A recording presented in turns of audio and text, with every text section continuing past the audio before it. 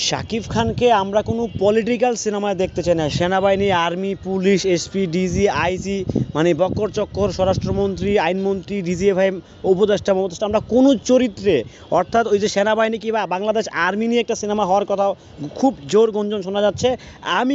আমি শিমুল বলছি, আমি শিমুল কখনোই কোনোভাবে শাকিব খানকে ওইসব ক্যারেক্টারে দেখতে চাই না।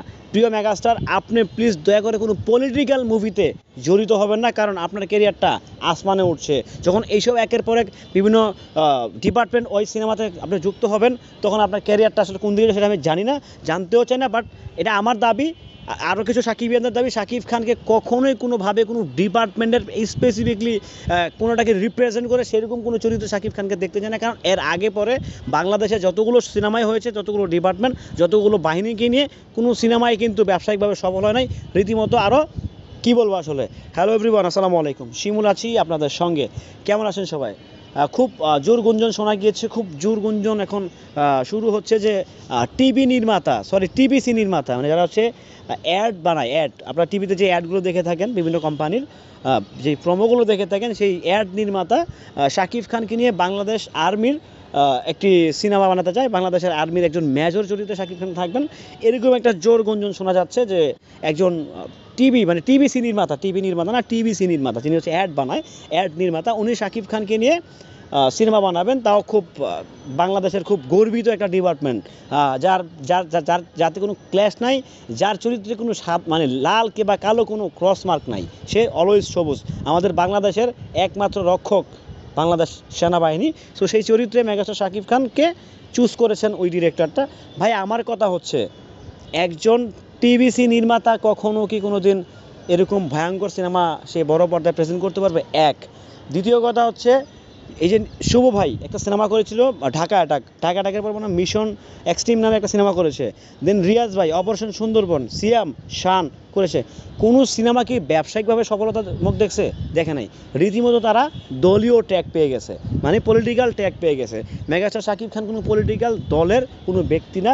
শাকিব খান হচ্ছে এই 20 কোটি তথা 18 কোটি কিংবা 40 কোটি বাঙালির হৃদয়ের মানুষ। সো শাকিব খান যখন কোনো পলিটিক্যাল কিংবা কোনো বাহিনীর হয়ে কাজ করবে, তখন আলটিমেটলি তাকে ইন্ডিকেট করবে অমুক বাহিনীর, সে অমুক বাহিনীটাকে সে ব্যবহারটা রাখছে। বাট সে যে একটা চরিত্র অভিনয় করতেছে, সেটা কিন্তু আসলে দর্শক কিংবা পরবর্তী গভর্নমেন্ট হোয়াট এভার যারাই ক্ষমতায় আসুক না কেন, তারা কিন্তু ভাই তাকে রেড মার্ক করে বলছে শাকিব খান ওকে ফাইন, তাকে হচ্ছে এই ব্যাপারটা একটু ভাবতে হবে, সে আসলে কেন এই ক্যারেক্টারটা করলো। সো সব কিছু মিলিয়ে আমার ব্যক্তিগতভাবে, যেটা আমি আমার চ্যানেল, আমার পেজ, আমি ভিডিও বানাই, আমি আমার দীর্ঘ বিশ্বাস যে আমার সাকিবিয়ানরা একমত হবেন। আমি অন্তত চাই না শাকিব খান অন্তত স্পেসিফিক কোনো ডিপার্টমেন্টের হয়ে, সেটা হতে পারে আর্মি, সেটা হতে পারে পুলিশ, সেটা হতে পারে র্যাব, সেটা হতে পারে ডিজিএফআই, সেটা হতে পারে আনসার, সেটা হতে পারে হোয়াট এভার দ্যাট, সেটা হতে পারে বিজিবি, যেই কোনো সেটা হতে পারে নৌবাহিনী, বাংলাদেশে যেগুলো বাহিনী আছে। মানে আমার ব্যক্তিগত মতামত এটা, আমি শাকিব খানকে আমি ব্যক্তিগতভাবে, আমি জানি না আমার সাথে আপনারা কেউ একমত হবেন কি না। সো আমি চাই না যে ব্যক্তিগতভাবে সে হচ্ছে এরকম কোনো ক্যারেক্টার প্লে করুক, কারণ এটা হচ্ছে পলিটিক্যাল একটা মার্ক পড়ে যায়। তো শাকিব খান যেহেতু কোনো পলিটিক্যাল দলের সাথে জড়িত না, সো কেন হচ্ছে আমরা শুধু আমাদের মেগাস্টারকে হারাবো? ঠিক আছে, উনি হয়তো বা 10 বছর 15 বছর অভিনয় করবে, বাট তারপরেও সে যতদিনই অভিনয় করুক, আমরা চাই না শাকিব খানকে কোনো দলের, কোনো ব্যক্তির, কোনো ব্যক্তিগত প্রপার্টি জানি। তো Shakib Khan public figure, public property. So Shakib Khan public property হিসাবে থাকবে। শাকিব খানকে আসলে টিভিসি নির্মাতা হচ্ছে, সে ডাকবে ভাই চলেন একটা সেনাবাহিনীর সিনেমা বানাই, সে নাটকও বানায় নাই, সে জাস্ট টিভি বানাইছে, টিভিসি বানাইছে, সে শাকিব খান নিয়ে সিনেমা বানাতে চায়, তাও খুব লার্জ স্কেলে। দেখা যাক, তরুণটা খুবই এক্সক্লুসিভ এখন। তারপরেও ব্যাপার ভাই, আমি ব্যক্তিগত মতামত, এটা জানি না আপনাদের কাছে কেমন লাগবে, যার যেমন ভালো লাগে গালি দিতে পারেন, সাপোর্টও করতেন, সেটা আপনাদের ইচ্ছা। বাট আমার ব্যক্তিগত মতামতটা আমি শেয়ার করলাম। আমি ভাই শাকিব ভাইকে অন্তত এই ক্যারেক্টারটাতে দেখতে চাই না।